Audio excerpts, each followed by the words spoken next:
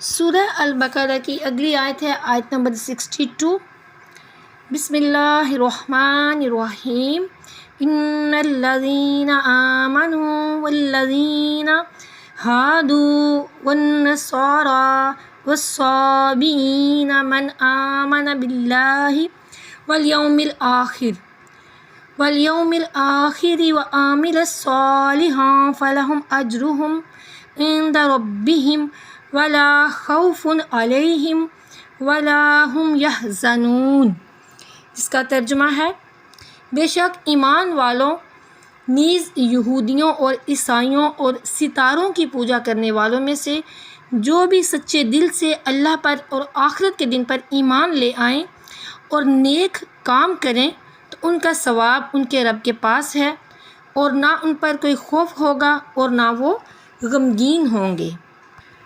اب اس آیت کا جو پچھلی آیتیں ہیں ان کے ساتھ کچھ طرح کا تعلق ہے۔ وہ یہ ہے کہ قرآن مجید جو ہے اس کا ایک قاعدہ ہے کہ کفر کے بعد ایمان اور غضب اور قہر کے بعد لطف و مہر کا ذکر فرماتا ہے۔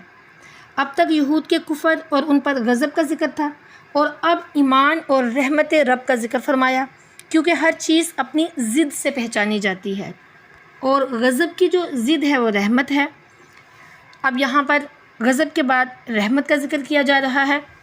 دوسرا یہ کہ پہلے ہلاک کرنے والے ایوب کا ذکر ہوا، اور اب نجات دینے والی صفات کا ذکر کیا جا رہا ہے، تاکہ یہود وغیرہ جو ہیں وہ ان سے توبہ کر کے یہ والی جو صفات ہیں جن کا ذکر کیا جا رہا ہے ان کو اختیار کر لیں۔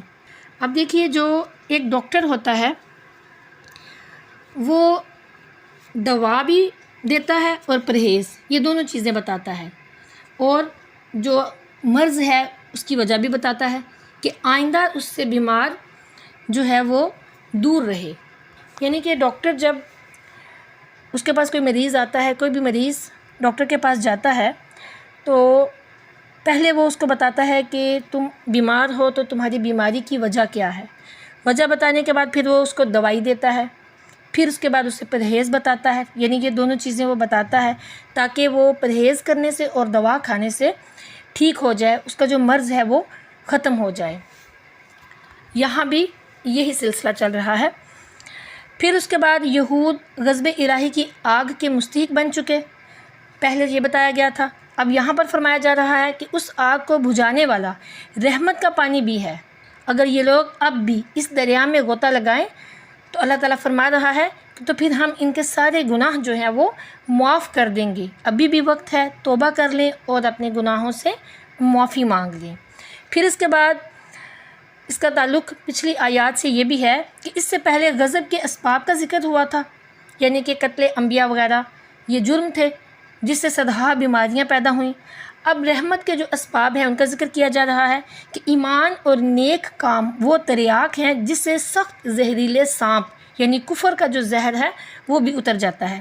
بعض اعمال نیکیوں کو برباد کر دیتے ہیں، اور وہ جو ہیں وہ پہلے ذکر ہو چکے ہیں۔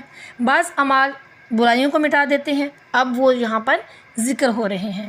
اس آیت کا شان نزول جو ہے وہ یہ ہے کہ حضرت سلمان فارسی رضی اللہ تعالیٰ عنہ ایمان کی تلاش میں بہت سرگرداں رہے، یعنی کہ انہوں نے بہت تلاش کیا ایمان کو، اور ملک پھرتے رہے، بہت سے عیسائی راہبوں اور یہودی عابدوں کے حالات دیکھے۔ ان کی بہت بڑی عمر تھی، یعنی حضرت سلمان فارسی رضی اللہ تعالیٰ عنہ جو ہیں ان کی بہت زیادہ عمر تھی۔ بعض فرماتے ہیں کہ یہ حضرت عیسیٰ علیہ السلام کے بعض حواریوں سے بھی ملے ہیں، اس لحاظ سے یہ ان کے تابعی اور حضور نبی کریم صلی اللہ علیہ وآلہ وسلم کے صحابی ہیں، واللہ عالم۔ پھر دیکھیں کہ جب تقدیر نے حضرت سلمان فارسی رضی اللہ تعالیٰ عنہ کو بارگاہ مصطفیٰ کریم صلی اللہ علیہ وآلہ وسلم تک پہنچا دیا اور یہ اسلام سے مشرف ہو گئے، یعنی انہوں نے اسلام کو قبول کر لیا، تو انہوں نے حضور نبی کریم صلی اللہ علیہ وآلہ وسلم کی خدمت میں عیسائی عابدوں کی سخت عبادات اور ان کی جو کرامات تھی ان کا ذکر کیا جو انہوں نے خود دیکھی تھی۔ تو حضور نبی کریم صلی اللہ علیہ وآلہ وسلم نے ارشاد فرمایا کہ وہ کتنی بھی عبادات کریں، ایمان کے بغیر وہ تمام عبادتیں جو ہیں ان کی وہ قبول نہیں ہیں۔ اس مبارک فرمان کی تائید میں یہ والی جو آیت ہے یہ نازل ہوئی۔ اس کے اترنے پر حضور نبی کریم صلی اللہ علیہ وآلہ وسلم نے حضرت سلمان فارسی رضی اللہ تعالیٰ عنہ سے فرمایا کہ یہ آیت تمہارے اور تمہارے ساتھیوں کے بارے میں نازل ہوئی۔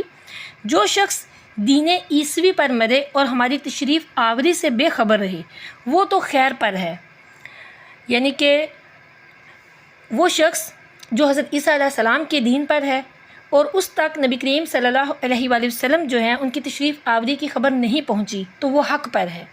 لیکن جو ہمارا نام سن کر، یعنی پیارے کریم صلی اللہ علیہ وآلہ وسلم نے فرمایا کہ جو ہمارا نام سن کر پھر ایمان نہ لائے وہ ہلاک ہوگا، یعنی کہ جسے پتہ چل گیا کہ نبی آخر الزماں سیدنا محمد مصطفیٰ کریم صلی اللہ علیہ وآلہ وسلم تشریف لے آئے ہیں لیکن وہ جان بوجھ کر نبی کریم صلی اللہ علیہ وآلہ وسلم پر ایمان نہ لائے تو پھر وہ ہلاک ہو گیا۔ خلاصہ تفسیر یہ ہے کہ پچھلی آیتوں میں یہود جو ہیں ان کی ذلت اور ان پر وقتاً فوقتاً عذاب الہی کا نزول بیان کیا گیا تھا اور ان کی انتہائی بد عملیوں کا ذکر ہوا تھا جس سے ان کو ایک طرح کی مایوسی ہو سکتی تھی۔ اس آیت میں ان کی مایوسی کو مٹایا گیا اور فرمایا گیا کہ ہمارے ہاں کسی شخص کی ذات سے عداوت نہیں، صرف ایمان اور اعمال پر نجات کا دارمدار ہے۔ مسلمان ہو، عیسائی ہو، یہودی ہو یا صابی، جو اللہ اور قیامت کے دن پر ایمان لا کر اچھے کام کرے گا تو اس کو اللہ کے پاس ضرور ثواب ملے گا، اور جسے اللہ کے پاس ثواب ملے گا اسے نہ کوئی خوف ہوگا، یعنی کہ کسی قسم کا رنج الم کچھ بھی نہیں ہوگا، عذاب کا خوف بھی نہیں ہوگا، اور نہ یہ رنج اور الم ہوگا کہ ہم نے بہت سی عمر برباد کیوں کر دی، کیونکہ نئے اور پرانے مومن اللہ عز و جل فرما رہا ہے کہ وہ ہمارے ہاں برابر ہیں۔ اب اس آیت سے چند فائدے بھی حاصل ہوئے کہ بغیر ایمان کوئی بھی عمل قبول نہیں۔ ایمان جڑ ہے اور اعمال پانی ہے، جڑ کٹنے کے بعد پانی دینا بیکار ہے، کوئی فائدہ نہیں ہے۔ اس لیے نیک اعمال تبھی قبول ہوں گے جب کہ ایمان قبول کیا جائے گا۔ پھر دوسرا یہ کہ سارے